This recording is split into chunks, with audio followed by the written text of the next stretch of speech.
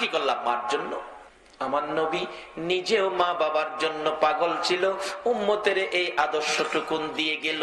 বাস্তব ঘটনা, আমার নবীর বয়স যখন 6 বছরে পৌঁছে নাই, আমার নবী সঙ্গীদের সাথে মাঠের মধ্যে ছিল। বিকাল হয়ে গেলে অন্য বন্ধুদের বাবা এসে টান দিয়া কোলে নেয়, 2 গালে চুমো দেয়, আর কত খেলবি, চল বাড়িতে যাই। আমার নবী তাকিয়ে থাকে, সঙ্গীদেরকে জিজ্ঞেস করে কে আসলো, তাকে কোলে নিয়ে 2 গালে চুমো দিল। ডাকতেছে সঙ্গীরা, ও মুহাম্মদ, তুমি তো জানো না এই ছেলেটার বাবা হইল ইনি, তাই না কোলে নিয়ে 2 গালে চুমো দিছে। আমার নবী তাকিয়ে আছে, বাবার কোলে সন্তান, বাবার আদর কত সুন্দর দেখা যায়। আরেকজন আয়েশা বাচ্চা কোলে নিল, 2 গালে চুমো দিল। আবার নবী তাকিয়ে আছে, নিতে নিতে দেখা যায় সকল সঙ্গীদেরকে বাবা এসে কোলে করে নিল, একজনকে কেউ কোলে নিল না।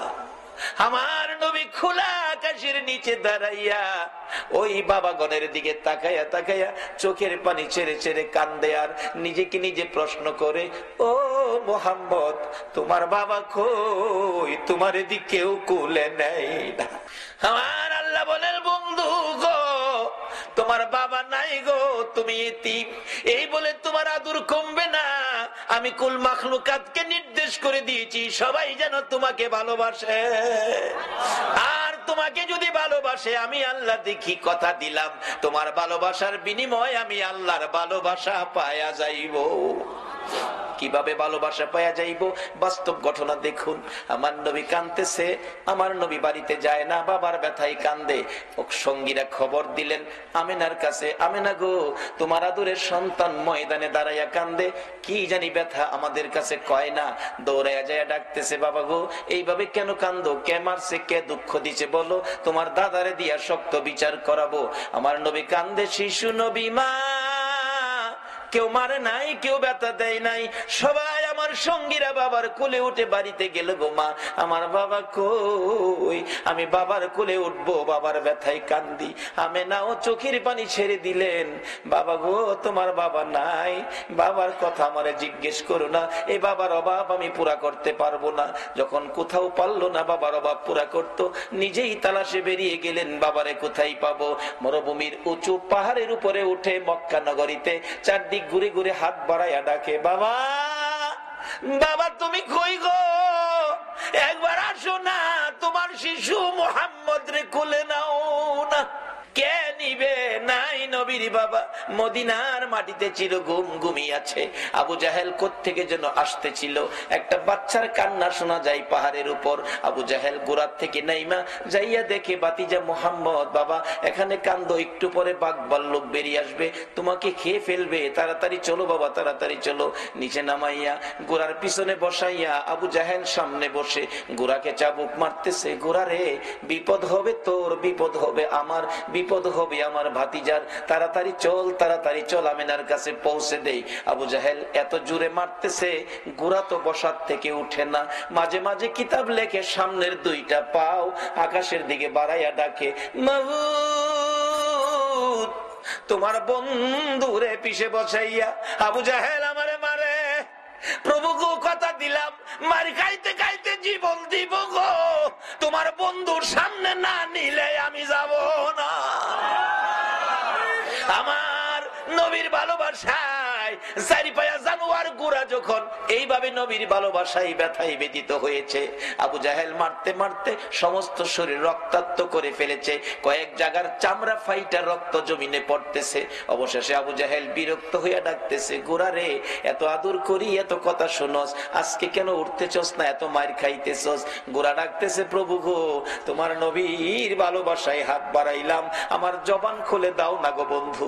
আমার আল্লাহ বলেন, গোড়া রে, আমার বন্ধুর ভালোবাসায় গেলি, আমার ভালোবাসা পাইলি, যা যা, মানুষের মতো কথা বলার অধিকার দিয়ে দিলাম। একটা চারি পায়া জানোয়ার যদি নবীর ভালোবাসায় গেলে আল্লাহর ভালোবাসা পাইয়া মানুষের মতো কথা বলার অধিকার পায়, বলুন এই নবীর পক্ষে যাইয়া নবীর কথা মানলে, নবীর ভালোবাসা দিলে আমার আল্লাহর ভালোবাসা আমরা পাইব কিনা?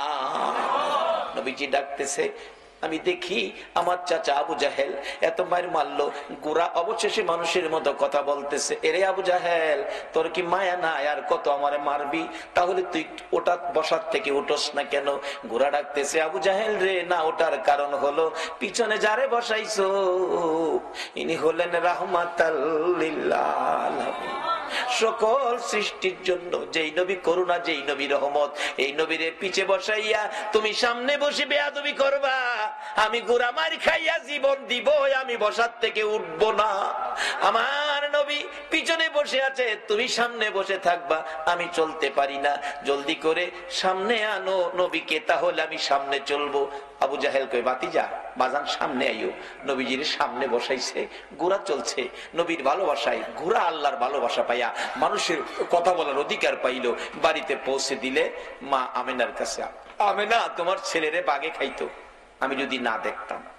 আমেনা মুস্কি মুস্কি হাসি, আবু জাহেল আমার এই ছেলের বাগে খাওয়ার সাহস কেমনে জানো তুমি? আমি জানি কেমনে, যেদিন আমার এই সন্তান পেটে ছিল এদিন জংলার বাঘ এসে আমারে সালাম করে আমারে খবর জানায় গেছে। আমেনা গো, তোমার কপাল ধন্য, তোমার পেটে রাহমাতাল লিল আলামিন। যেই নবী পেটে থাকলে বাঘে সালাম করে, এই নবীরে বাঘে খাইতে পারে না। নবীরে খাইবো দূরের কথা, নবীর উম্মতেরাই তো সালাম করে, গাউসে পাকের সালাম করে গেছে, গাউসে পাকের সালাম করে গেছে, খাইতো করতে সালাম করিতে কুলফানা। আমেনা কয়, আমার ছেলেরে বাগে খাইতো না। আপনাদের মন কি নবীরে বাগে খাইবো? আল্লাহু আকবার। এই নবীর উম্মত আপনারা বাগে খাইতো, এই সাহস বাগে রয়েছে না। আর মশাই পাইলে আমরা ছাড়ে না। চট্টগ্রাম মশাই কামড়া, কারেন্ট না থাকলে দেখেন ঘুমাইলে মশা যে কি খুশি হয়, আইসা খানের কাছে গান কয়, বন্ধু ঘুমাইছো? ও গুণের বন্ধু, গুনগুনা গুনগুন, গোমাও বন্ধু বালকেরা ইঞ্জেকশন বা হরতাছে। দেখে দেখবে সব বিপদ থেকে বাঁচার একটাই উপায়, মা বাবার দোয়া নেন, নবীর ভালোবাসা দেন, অলিগণের পক্ষ নেন। অলিগণের পক্ষে বিপদ উদ্ধার কিভাবে? একটা বাস্তব ঘটনা, যেটা সকল দলের আলেমের একমত, যারা অলির পক্ষে আসতে রাজি না হেরাও এটার মধ্যে একমত। সেই ঘটনাটা কি? হাজী আমদাদুল্লাহ মুহাজির মক্কি, তার জীবনী। হাজী আল্লাহর ওলি, নবীর আশেক, নবী প্রেমিক আল্লাহর ওলি হাজী আমদাদুল্লাহ মুহাজির মক্কির জীবনী। এক লোকের বাচ্চা হারিয়ে গেছে, ছেলে বাচ্চা খুঁজে পাইতেছে না, মা বাবা অসহায়, কি যে কান্না, ছেলে নাই, ছেলে পায় না। অবশেষে কে যেন বললেন, আরে আল্লাহর ওলির কাছে যাও না, অন্ত ওলির কাছে গেলেই ফতোয়া আইবো, শিরিক শিরিক, ওলিরা কি দিব, ওলিরা তো মরে গেছে। আমারও কথা এই, মরে গেলে মরা মানুষ কিছু দিতে পারে না, কিন্তু নবী কিন্তু ওলি ব্যাপারে হাদিস দিয়ে গেছে, ইন্না আউলিয়া আল্লাহ লা ইয়ামুত।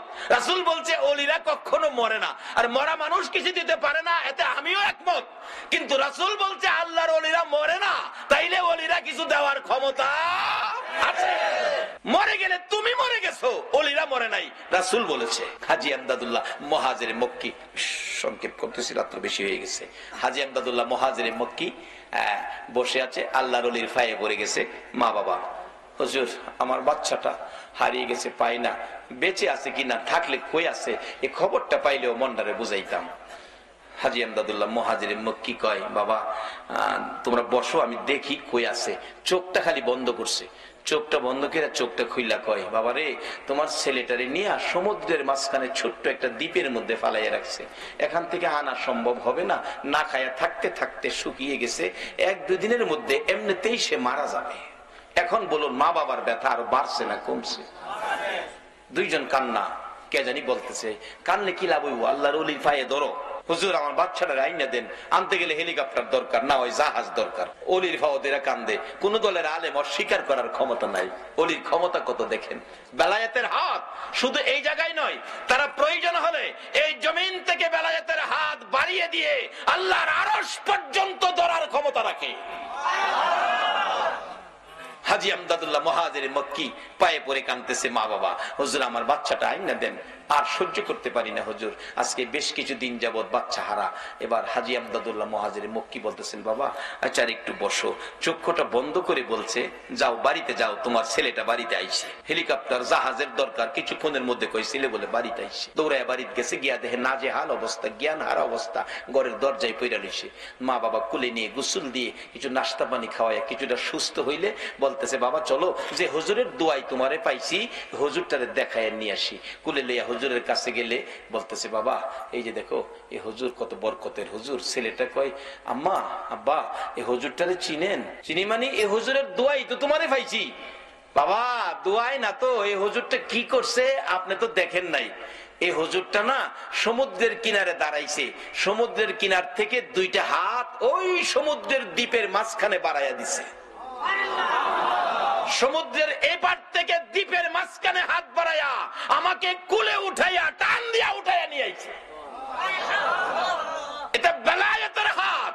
এই হাত যেদিন আবার সমাজে বেরিয়ে যাবে, সকল বেজাল সমাজ থেকে দূর হয়ে যাবে ইনশাআল্লাহ। কিন্তু অলিরা এখন সমাজে আসতে চায় না কেন? আমরা অলিদেরকে ধাক্কা দেই, অলিদেরকে নিয়ে সমালোচনা করি, অলিদের দরবারকে নানান ফতোয়া দিয়ে দুর্বল করতে চায়। এই জন্য তারা নিশ্চুপ সুযোগ দেন। অলিদের হাত বেলায়েতের হাত বড় শক্ত হাত, যে হাতটা লম্বা হইতে হইতে সোনার মদিনায় যায়, যে হাতটা লম্বা হইতে হইতে আল্লাহর আরশ পর্যন্ত যায়। যা কিছু চাবেন তাই পাবেন, অলির হাতের মাধ্যমে হাতটা বাড়ান।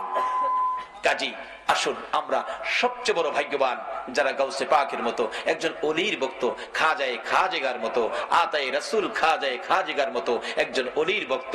আজকে চট্টগ্রামের জমিনে আপনারা নসিব কত ভালো, কত অলি চট্টগ্রামের জমিনে ঘুমিয়েছে। আজকে সকল অলিদের রুহানি ফায়েজ আপনাদের উদ্দেশ্যে হাজির হয়ে গেছে।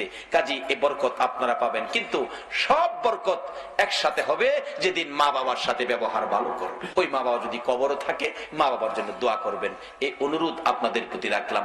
নবী নিজেও বাবার ব্যথায় মদিনায় গিয়ে মায়ের সামনে কাঁদছিলেন। আল্লাহ বলছে, বন্ধু বাবার কবরে এসে কাঁদতেছো, কথা দিলাম তোমার উম্মতেরা যদি এইভাবে বাবার কবরে কান্দে, আমি কথা দিলাম এই কান্নার সাথে সেই কান্না মিলাইয়া আমি তার বাবাকে মাফ করে দিলাম। মাকে নিয়ে আবার মদিনায় থেকে মক্কায় ফিরে আসবে। আবুয়া নামক স্থানে মা অসুস্থ। মা বলছে, বাবা মুহাম্মদ আমার বুকে আয়। মন কয় আমি বাঁচবো না বাবা। আমার নবী কান্দে, মাগো বাবার ব্যথা কলিজার থেকে সরাইতে পারি না, তুমি যদি চলে যাও গো মা, কেমনে আমি শান্তিতে থাকবো, কেমনে এই ব্যথা আমি অন্তর থেকে সরাবো। কিছুক্ষণের মধ্যে আমার নবীর মা সন্তান দুই গালে চুমাইয়া চুমাইয়া বিদায়ী হয়ে গেছে।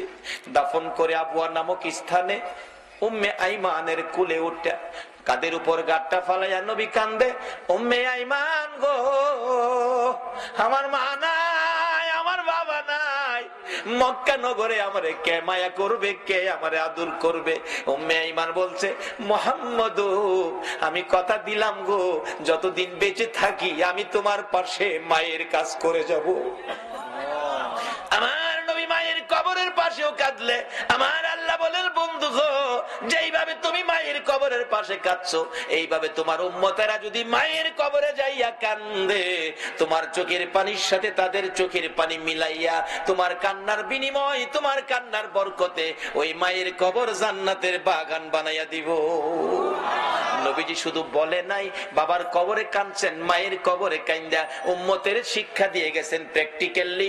মা বাবার কবরে যাইতে হবে, পশ্চিম পাশে দাঁড়াবেন, কিছুক্ষণ চুপ করে থাকবেন, মা বাবা মন ভরে দেখে, কিছু জানেন না জানেন দোয়া কইরা হাত বাড়াই দিবেন, কিচ্ছু জানেন না তবু দুইটা হাত বাড়াই দিবেন, আল্লাহ আমি কিচ্ছু জানি না, মা বাবা আমরা লাগে দুনিয়াত কষ্ট করছে, আমার মারে কবরে কষ্ট দিও না, যদি অপরাধ থাকে আমি সন্তান ক্ষমা চাইছি, ক্ষমা করে দাও। যদি কিচ্ছু না জানেন একজন আলেম নাইবে নবী কবরের সাথে এই কবরে নিয়ে যাবেন, পাশে নিয়ে দোয়া করাবেন। আর যদি সেই ক্ষমতা না থাকে, কারণ একজন আলেম নিলে তো কিছু হাদিয়া সম্মান স্বরূপ দিতে হবে, যদি সেই ক্ষমতা না থাকে আপনি নিজেই যান কবরে, 11 বার বিসমিল্লাহ শরীফ পড়ে, আর কিছু লাগবে না, 11 বার বিসমিল্লাহ শরীফ পড়ে। নবীর হাদিস, এক কবরে নবীজি দেখতেছে সাহাবা উম্মতের কবরে আযাব, রাসূল বলেন প্রভু গো আমি কেমনে সহ্য করব উম্মতের কবরে আযাব। জিবরাইল আইকে হুজুর আল্লাহ পাঠাইছে 11 বার বিসমিল্লাহ পড়ে দোয়া করে দিতেন। নবীজি 11 বার বিসমিল্লাহ পড়ে হাত বাড়াইছে, দেখে হাতের ফাঁকে 11 জন বেহেশতি হুর কবরে ঢুকতেছে। রাসূল বলেন, এই হুরের সর্দার কি ব্যাপার, তোমরা আসছো, দাঁড়াও কি ঘটনা, এখন এসে গেছো? হুজুর আপনি যে 11 বার বিসমিল্লাহ পড়ে দোয়া করছেন, এর বরকতে তারকে জীবনের তরে মাফ করে দেওয়া হয়েছে, এর বরকতে 11 জন হুর বাজেট হয়েছে, কিয়ামত পর্যন্ত তার কবরে তারে খেদমত করা হবে। 11 বার বিসমিল্লাহ শরীফ, এর চেয়ে সহজ তো আর কিছু নাই। তাহলে মা বাবার কবরে যাবেন, অলিগণের পক্ষে থাকবেন, এই অনুরোধ আপনাদের প্রতি রেখে আমি আমার আলোচনা, আমি অসুস্থ, আসলে বেশি অসুস্থ, আজকের জন্য এখানেই শেষ করে দিলাম। আসুন একটু দরুদ ও সালাম মদিনা পাঠাইয়া আপনাদেরকে নিয়ে দোয়া করে, ইয়া নবী সালাম।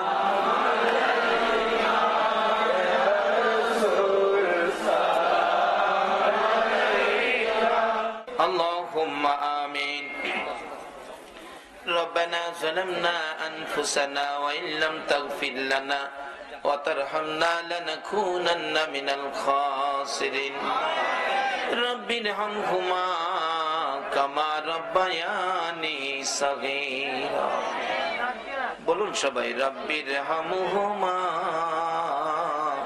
كما ربياني صغيرا। রব্বুল আলামিন মায়ার নজরে তাকাইয়া দেখো গো, রাত্র গভীর তোমার আদরের বান্দা লইয়া হাত বাড়াইছি মাবুদ, একবারে খালি হাত বাড়াই নাই। তুমি আল্লাহ নিজে যার উপরে 24 ঘন্টা দুরূদ ও সালাম পাঠ করো, ফেরেশতারা করে ইমানদারদেরকেও দুরূদ সালাম পাঠ করার নির্দেশ করেছো। মায়ার নজরে তাকাইয়া দেখো গো, তোমার আদরের ইমানদার বান্দারা তোমার হাবিবের উপর এই গভীর রাত্রে প্রাণ ভরে দুরূদ ও সালাম মদিনা পাঠাইছে গো আল্লাহ। আমাদের দুরূদ ও সালাম গুলো পাখির মতো উড়াইয়া উড়াইয়া দয়ার নবী মায়ার নবীর কদম মুবারকে পৌঁছাইয়া দাও। ইয়া আল্লাহ, দুরূদ ও সালাম উসিলা করে আজকের মাহফিল উসিলা করে, ইয়া আল্লাহ গাউসে পাকের শরণের মাহফিল উসিলা করে আমরা যারা হাত বাড়াইছি আমাদের তামাম জিন্দেগীর গুনাহগুলো ক্ষমা করে দাও। মাবুদ, জানি দুনিয়ায় থাকবো না, তারপরেও শয়তানের দোকাই পড়ে দুনিয়ার মায়ায় পড়ে বহু গুনাহ করে ফেলেছি। গুনার খবর মা জানে না, গুনার খবর বাবা জানে না, পাড়া প্রতিবেশী কেউ জানে না রে আল্লাহ। গুনার খবর জানো তুমি আল্লাহ। মাবুদ, আখিরি নবীর উম্মত বলে এ গুনার খবর কাউরে জানাইও না গো আল্লাহ।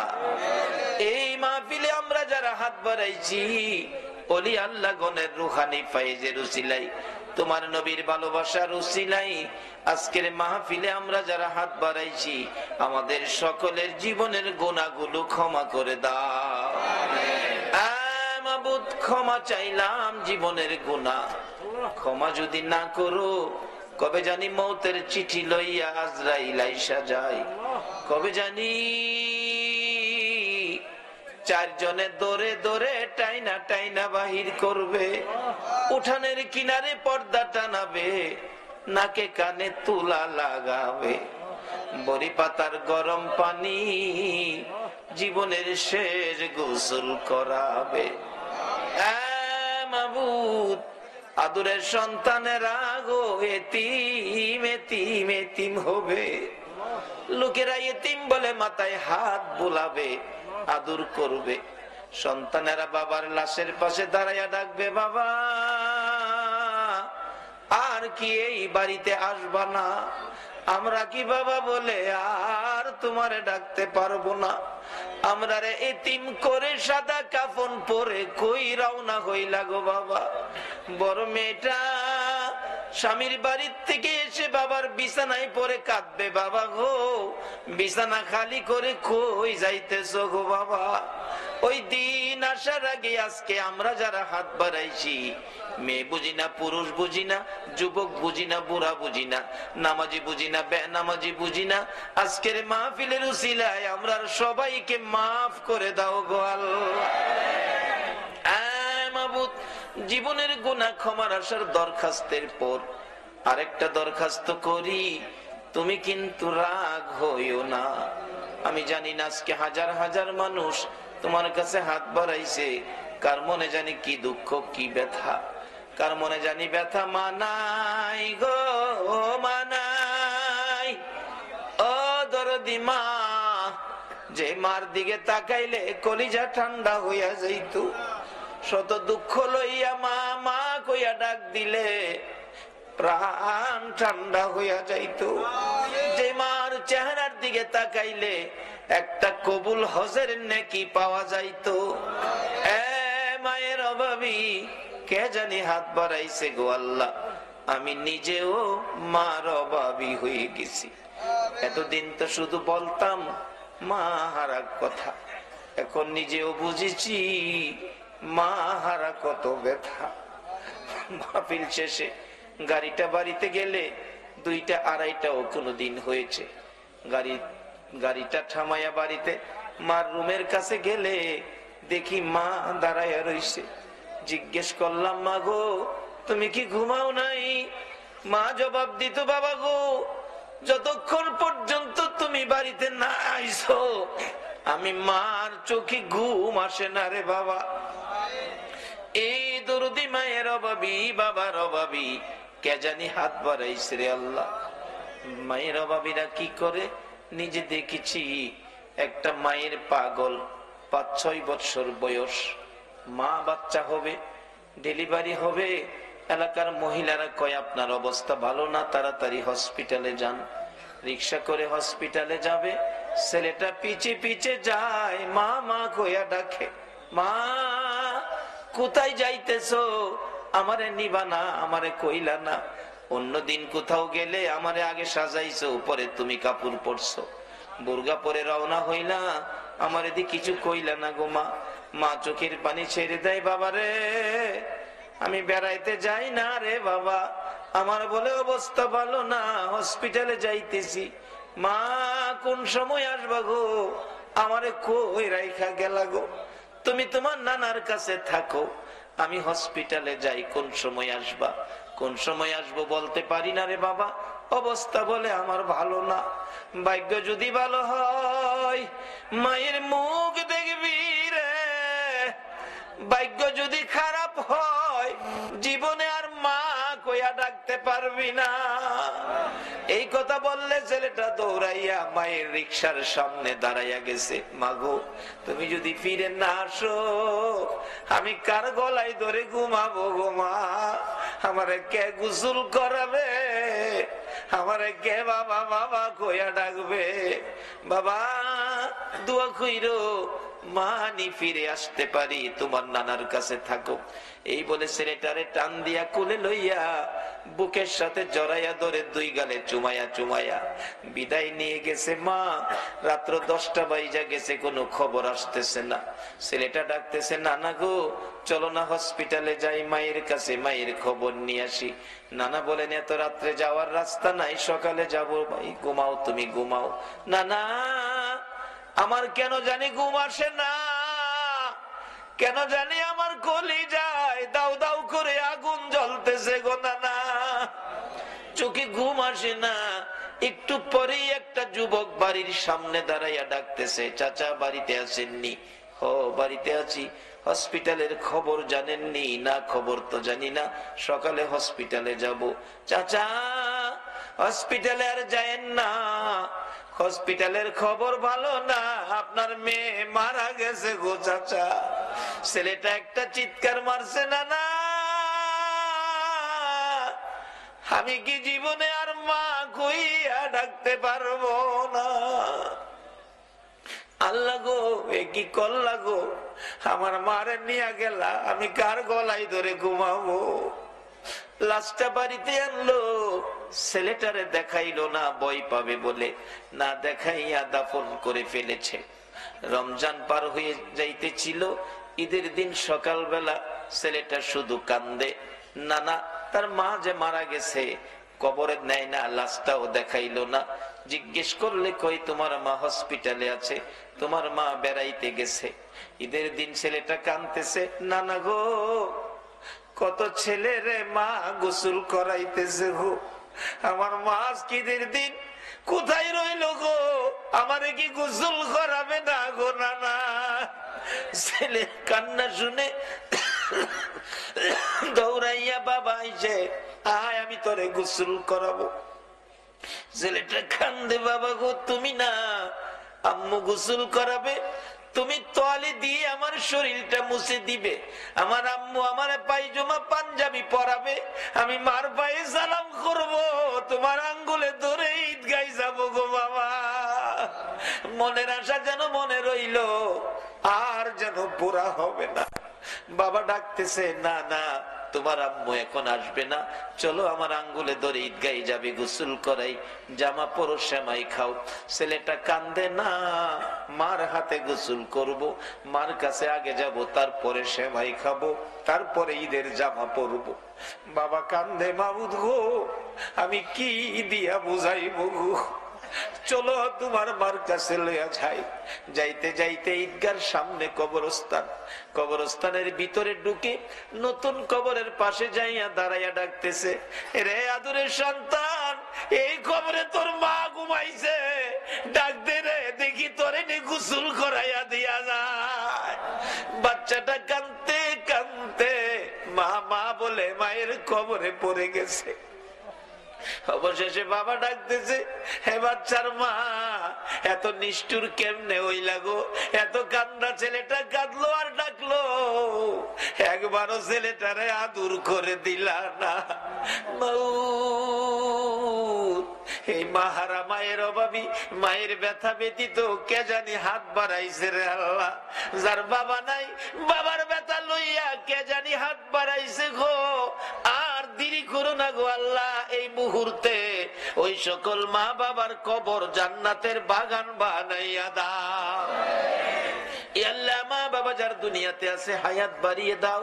মা বাবা কেমন জিনিস বুঝার তৌফিক ছেলে মেয়েদেরকে দান করে দাও। আল্লাহ খাস করে দাদা দাদি, নানা নানি, শ্বশুর শাশুড়ি, আলী আওলাদ, বংশধর, মাই মুরব্বী, পাড়া প্রতিবেশী, খানদানবাসী, মহব্বতী, এই এলাকার জমিনের নিচে, সারা চট্টগ্রামের জমিনের নিচে যত মুমিন মুমিনাত ঘুমিয়ে আছে, সকলের কবর জান্নাতের বাগান বানাইয়া দাও। রে জান্নাতের মালিক, খাস করে আজকের মাহফিলের আয়োজন যারা করেছে, এই যুবকদের বংশধর, মাই মুরব্বী যারা কবরে গো, সকলের কবর জান্নাতের বাগান বানাইয়া দাও। আল্লাহ খাস করে আমাদের মধ্যে যারা বিমারি, বিমার শেফা করে দাও। আমি নিজে অসুস্থ, আরেকজন চক্ষু অপারেশন করবে শুনলাম, আল্লাহ গো আমাকে সহ চক্ষু অপারেশনকারী সহ সকল বিমারিকে শেফা করে নেক হায়াত বাড়াইয়া দাও। আমাদের মধ্যে যারা অভাবী, অভাব দূর করে দাও। আমাদের মধ্যে যারা নামাজি, নামাজ কবুল করে লও। যারা নামাজ পড়ে না, নামাজের বুঝ দান করে দাও। যারা ব্যবসা করে ব্যবসায় বরকত দাও। যারা চাকরি করে পদোন্নতি দান করে দাও। আল্লাহ যারা বিদেশ থাকে সকল বিদেশিদেরকে হেফাজতে রাখো গো আল্লাহ। যারা বিদেশ যাবে তাদের মনের আশা পুরা করে দাও গো আল্লাহ। আল্লাহ খাস করে জনাব শফিউল আলম, মাওলানা শফিউল আলম নিজামীকে আল্লাহ গো তুমি সুস্থ করে নেক হায়াত বাড়াইয়া দাও। তোমার নবীর আশিকগণকে যদি তুমি সাহায্য না করো, তোমার নবীর শান মান কে গাইবো গো আল্লাহ। আল্লাহ সুস্থ করে নেক হায়াত বাড়াইয়া দাও। আল্লাহ খাস করে আজকের মাহফিলে যারা এই পর্যন্ত কষ্ট করেছে, সকলকে তুমি আফত বিপদ, আযাব গজব, অ্যাক্সিডেন্ট, বালা মুসিবত, শয়তানের শয়তানি, দুশমনের দুশমনি হইতে বাঁচাইয়া রহমত, বরকত, শান্তি দ্বারা ভরপুর করে দাও। আল্লাহ মা বোনদেরকে রাবিয়া বস্তির মতো বানাইয়া দাও। আল্লাহ গো এই মাহফিলের সকলকে ইমাম হাসাইন আর হুসাইনের মহব্বত অন্তরে পয়দা করে দাও। নবীর ভালোবাসার মালা সকলের গলায় পরাইয়া দাও। দয়ার নবীরে একদিন ঘুমের ঘরে স্বপ্নে দেখাইয়া দাও। নবীজিকে স্বপ্নে না দেখাইয়া কারো গায়ে সাদা পোশাক পরাইও না গো আল্লাহ। আল্লাহর একটা দরখাস্ত করি, গাউসে পাক আল্লাহ গো, গাউসে পাকের পাগল গুলো এত রাত পর্যন্ত কষ্ট করেছে আল্লাহ। গাউসে পাকের রুহানি ফয়েজ, খাজা বাবার রুহানি ফয়েজ আল্লাহ গো, চট্টগ্রামের জমিনে যত ওলি আল্লাহগণ ঘুমিয়েছেন, আল্লামা গাজী শেরে বাংলার রুহানি ফয়েজ, হযরত করম আলী শাহ রহমাতুল্লাহের রুহানি ফয়েজ সহ চট্টগ্রামের জমিনের নিচে সকল ওলি আল্লাহগণের রুহানি ফয়েজ আমাদেরকে নসিব করে দাও। গাউসে পাকের গোলাম হিসাবে আমাদের সকলকে তুমি কবুল করে নাও গো আল্লাহ। মাবুদ গো, আজকের মাহফিলে দূর দূরান্ত থেকে আসছে আবার গাউসে পাকের গোলাম, তোমার নবীর গোলাম, যারা যেখানে যাবে সহি সালামতে পৌঁছাইয়া দিও গো আল্লাহ। আল্লাহ, হযরত করম আলী শাহ রহমাতুল্লাহ আলাইহি স্মৃতি সংগঠন, এই যুবকদের সংগঠন তোমার মায়ের হাতে দিয়ে গেলাম। কিয়ামত পর্যন্ত এই সংগঠনের পক্ষ থেকে এই মাহফিল তুমি কায়েম রাখো গো আল্লাহ। এই যুবকদেরকে বেশি বেশি করে নেক হায়াত বাড়াইয়া দাও গো আল্লাহ। মাবুদ গো, যতগুলো দরখাস্ত করলাম মাহফিলের উসিলাই, দুরুদ ও সালামের উসিলাই, গাউসে পাকের রূহানি ফয়েজের উসিলাই সবগুলো তুমি কবুল আর মঞ্জুর করো গো আল্লাহ।